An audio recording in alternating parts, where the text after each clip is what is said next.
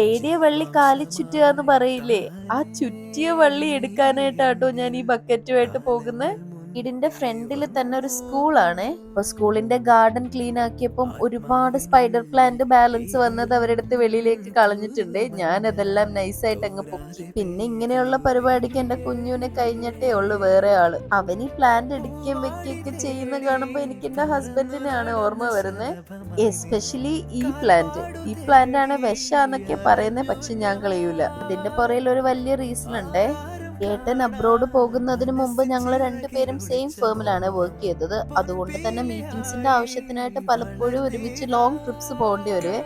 അങ്ങനെ ഞങ്ങൾ കുട്ടിക്കാനം റൂട്ടിൽ പോയപ്പോഴാണ് ഒരിക്കലും റബ്ബർ തോട്ടത്തിൽ ഈ പ്ലാന്റ് നിൽക്കുന്ന കണ്ടതും. ആ പ്ലാന്റ് വീട്ടിൽ വെച്ച് കഴിഞ്ഞാൽ നല്ല ഭംഗിയായിരിക്കും നിവിചേട്ടാ എന്ന് പറഞ്ഞ പാടെ പുള്ളി പോയിട്ട് റബ്ബർ തോട്ടത്തിന്റെ കാട്ടിനിടയിലൂടെ കയറി പറിച്ചു തന്ന ചെടിയാണ് അത്.